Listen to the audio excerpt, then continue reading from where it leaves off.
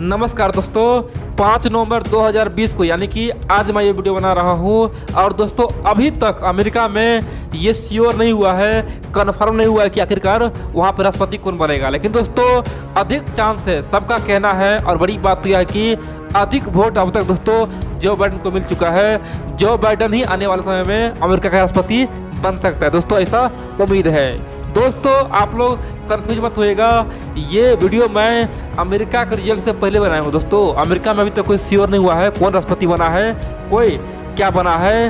अगर आप लोग ये वीडियो एक महीना बाद देखेंगे तो आप मत सोचिए कि ये वीडियो हम क्या बोल रहे हैं। दोस्तों आज मैं बताऊंगा आखिरकार जो बाइडन भारत के लिए कितना खतरनाक है, और भारतीय मीडिया में जो बाइडन को एक खलनायक बता रहा है। बड़ी बात तो यह है, सब डोनाल्ड ट्रंप को खोलकर तारीफ कर रहा है और बोल रहा है कि अब तो भारत का कहानी खत्म हो जाएगा, भारत अमेरिका से रिलेशन तोड़ के अब फिर से रूस के पास जाएगा। दोस्तों तरह तरह की बातें सब मीडिया में कर रहा है। कुछ मूर्ख तो यहाँ तक कह रहा है कि अब अमेरिका और चाइना का दोस्ती बढ़ जाएगा, अब तो चाइना अमेरिका दोनों मिलकर भारत को परेशान करेगा। दोस्तों बहुत तरह के बातें चल रहा है, इसीलिए मैं ये वीडियो बना रहा हूँ और आप लोग को समझाऊंगा कि आखिरकार जो बाइडन क्या सचमुच में भारत के लिए खतरनाक है, और आखिर क्यों सब जो बाइडन को इतना बड़ा खलनायक बता रहा है। दोस्तों अगर हम लोग मान लेते हैं कि 2020 में जो बाइडन अमेरिका का राष्ट्रपति बनता है तो क्या होगा। देखिए दोस्तों सिंपल सी बात है।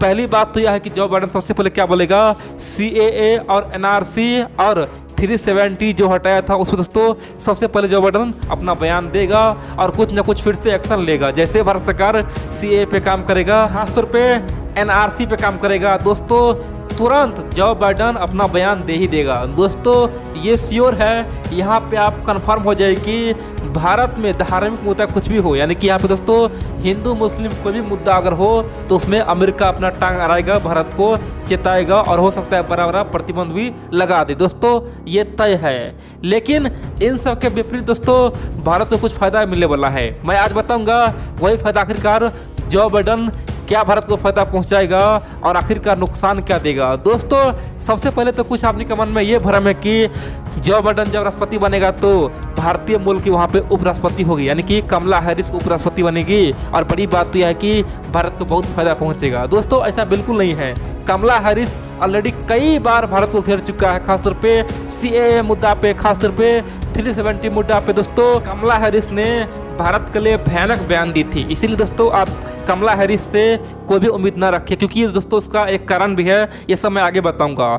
सबसे पहले हम जानते हैं आखिरकार जो बाइडन और कमला हैरिस भारत को नुकसान क्यों पहुंचाना चाहता है। क्या कारण है कि हर मुद्दे पे डोनाल्ड ट्रंप चुप होता है, CAA मुद्दे पे चुप होता है। जब डोनाल्ड ट्रंप खासतौर पे भारत आता है वहाँ पे CAA मुद्दा पे बड़ा दंगा भड़कता है, यानी कि हिंदू मुस्लिम का दंगा भड़कता है दिल्ली में। और बड़ी बात तो यह है कि बहुत सारे आदमी मारा भी जाता है। और बड़ी बात तो यह है डोनाल्ड ट्रंप भी दिल्ली में रहता है लेकिन कुछ नहीं बोल पाता है, बोलता है कि ये तो भारत का इंटरनल मुद्दा है, मोदी सरकार सब संभाल लेंगे, यहाँ पे मेरा कोई काम ही नहीं। दोस्तों डोनाल्ड ट्रंप भारत के लिए कुछ भी नहीं बोला। आप कह सकते हैं कि एक राष्ट्रपति वो था जो भारत के लिए कुछ नहीं बोलता था, दूसरा राष्ट्रपति वो है जो बोल रहा है कि हम CAA मुद्दा पे भारत को घेरेंगे, NRC मुद्दा पे घेरेंगे, 370 आखिरकार भारत सरकार ने क्यों हटाया, कश्मीरियों पे जुल्म क्यों उठाया। दोस्तों आखिरकार जो बाइडन यानी कि डेमोक्रेटिक पार्टी से क्यों कर रहा है, क्या कारण है जो इस तरह का हरकत करता है। दोस्तों डेमोक्रेटिक का इतिहास है, चाहे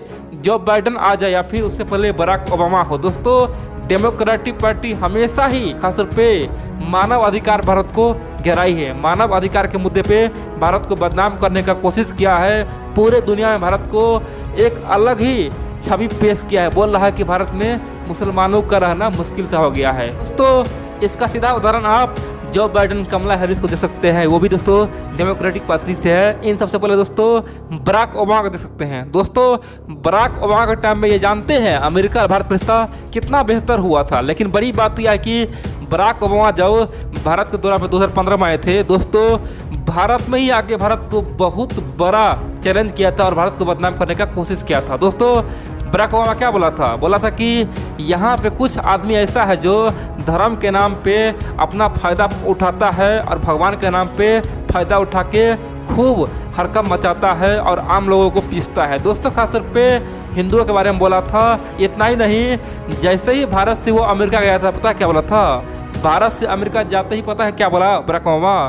2015 में बयान दिया था कि आज महात्मा गांधी जिंदा होते तो देख के शर्म से पानी पानी हो जाते, किस प्रकार यहाँ पे धर्म के नाम पे लड़ाई होता है, किस प्रकार भारत में धर्म के नाम पे जगह जगह एक दूसरे को मारा जाता है। दोस्तों आप लोग पूछेंगे कि आखिरकार बराक ओबामा ने इतना बड़ा बयान क्यों दिया था? उस समय तो सीए मुद्दा नहीं था, एनआरसी का मुद्दा नहीं था, 370 का मुद्दा नहीं था, फिर इस प्रकार का बयान क्यों दिया? देखिए दोस्तों 2015 में भारत में कुछ जगह पे दोस्तों खासतौर पे घर वापसी का मुद्दा था, धर्म परिवर्तन का, यानी कि बहुत सारे आदमी ने आरोप लगाया कि हिंदू बहुत सारे मुसलमान पर अत्याचार कर रहा है और बहुत सारे आदमी को घर वापसी करवा रहा है। दोस्तों सिंपल मुद्दा पे बराक ओबामा ने इतना बड़ा बयान दिया था और भारत में आके ही भारत को घेरा था। दोस्तों आप समझिए आखिरकार जो बाइडेन क्या क्या करेगा। तो सिंपल सी बात है, जो बाइडेन भारत को छोड़ने वाला है नहीं। दोस्तों जैसे ही भारत में सीए का मुद्दा उठेगा, एनआरसी का मुद्दा उठेगा, सबसे पहले जो बाइडेन और कमला हैरिस आएगी और वहाँ पे अपना बड़ा बयान देगा ही देगा। दोस्तों यहाँ पे निश्चित है। तो आप पूछेंगे आखिरकार डेमोक्रेटिक पार्टी यानी कि जो बाइडेन ऐसा क्यों करेगा, क्या कारण है, उसका क्या मजबूरी है? दोस्तों सिंपल सी बात है, डेमोक्रेटिक पार्टी का एक ही हमेशा मुद्दा रहा है। पता है वो जीता कैसे है? पहले तो हम ये जानेंगे आखिरकार जो बाइडेन जीता कैसे हैं। देखिए दोस्तों जो बाइडेन से पहले चाहे बराक ओबामा हो या फिर डेमोक्रेटिक पार्टी का कोई भी नेता हो, दोस्तों उसका जीतने का क्या कारण होता है? एक ही कारण होता है दोस्तों, वो हमेशा जो अमेरिका में बाहर से आए हुए लोग हैं उसको अधिक समर्थन करता है, यानी कि अधिक सपोर्ट करता है और हर मुद्दे पे साथ देता है, चाहे वीसा का मुद्दा हो या फिर कोई भी मुद्दा हो।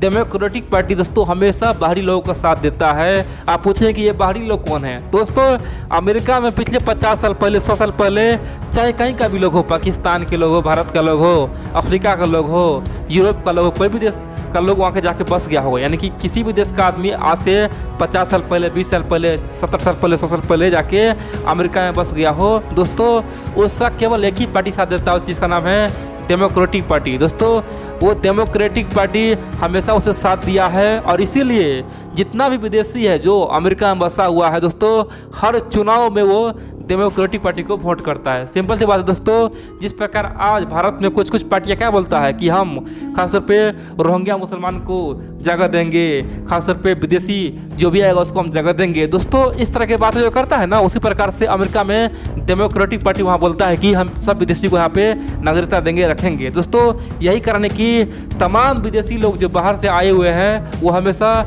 डेमोक्रेटिक को वोट करता है और यही कारण है कि डेमोक्रेटिक के तमाम नेता दोस्तों तमाम देश के बारे में बोलता है, खासतौर पे मानवाधिकार के मुद्दे बोलता है। वो जानता है कि हमारा लिंक हर जगह से है, अगर हम सबको खुश नहीं रखेंगे तो हम तो बर्बाद हो जाएंगे, हम तो हार जाएंगे। दोस्तों इसीलिए डेमोक्रेटिक पार्टी यानी कि जो बाइडेन हो या फिर कमला हैरिस हो, एनआरसी मुद्दा में बोलेगा ही बोलेगा। एनआरसी मुद्दा में बोलने से दोस्तों उससे तमाम इस्लामिक कंट्री का दोस्तों उसका समर्थन उसे मिलेगा। इतना ही नहीं दोस्तों पाकिस्तान का समर्थन मिलेगा, इतना ही नहीं दोस्तों दुनिया में जो भी देश भारत विरोधी है उसका समर्थन डेमोक्रेटिक को मिल जाएगा। इसीलिए वो सीए का विरोध करेगा ही करेगा, एनआरसी का विरोध करेगा ही करेगा। दोस्तों इसमें कोई शक नहीं। अब दोस्तों आप लोग पूछेंगे तो क्या भारत और अमेरिका का रिश्ता खराब हो जाएगा? दोस्तों ऐसा बिल्कुल नहीं है। जिस प्रकार 2008 से लेकर 2016 के बीच में खासतौर पे बराक ओबामा का सरकार था और दोस्तों उस समय उपराष्ट्रपति कौन था? जो बाइडेन था। दोस्तों फिर भी भारत और अमेरिका का रिश्ता कितना अच्छा बना था। दोस्तों आप कह सकते हैं कि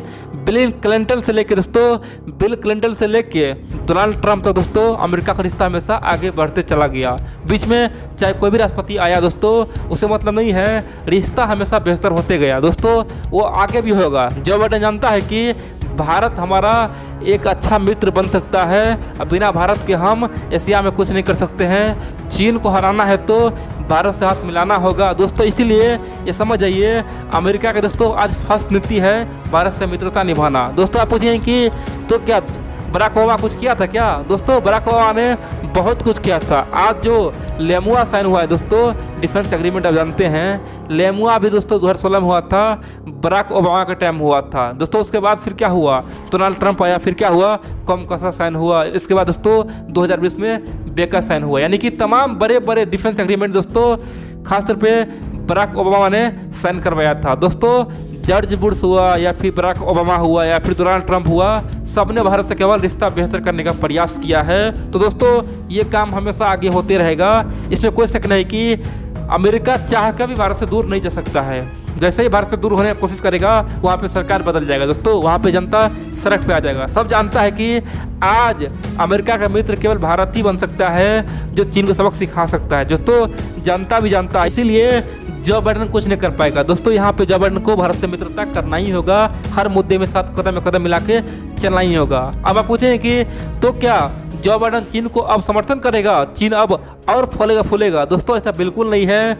जो बाइडेन का मजबूरी है दोस्तों, खासतौर पर शी जिनपिंग ने एक नया रिपोर्ट बनाया है और बोला है कि हम जो बोलते थे 2049 में अमेरिका को पछाड़ेंगे, उस पर हम अब पीछे हट चुके हैं। अब 2035 तक अमेरिका को पीछे पछाड़ेंगे। दोस्तों शी जिनपिंग ने एक मैनिफेस्टो जारी किया है, बोला है कि हम 2035 तक अमेरिका से आगे निकलेंगे, जिसको जो करने कर ले। पहले का जो प्लान था 2049 उसे रद्द करते हैं। अब 2035 तक ही अमेरिका को एक नंबर से हटाना है। हम आगे बढ़ेंगे, हम राजा बनेंगे पूरी दुनिया का। दोस्तों अब अमेरिका का सामने चैलेंज हो गया है। जो बाइडेन ना चाहते हुए भी दोस्तों कुछ नहीं कर पाएगा।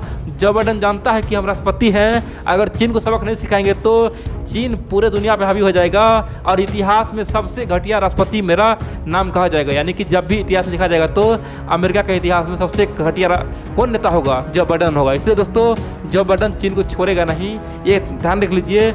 उसका भी मजबूरी है, वो चीन को सबक सिखाएगा। दोस्तों यहाँ पे बात क्या तो समझे ना, आखिरकार CAA पे क्यों बोला कमला हैरिस और जो बाइडेन, और NRC पे क्यों बोला और 370 पे क्यों बोला? दोस्तों डेमोक्रेटिक पार्टी बना ही इसी पे है। जो भी बाहरी लोग है उसको समर्थन करता है, उसके लिए बोलता है, उसी पे उसे वोट मिलता है।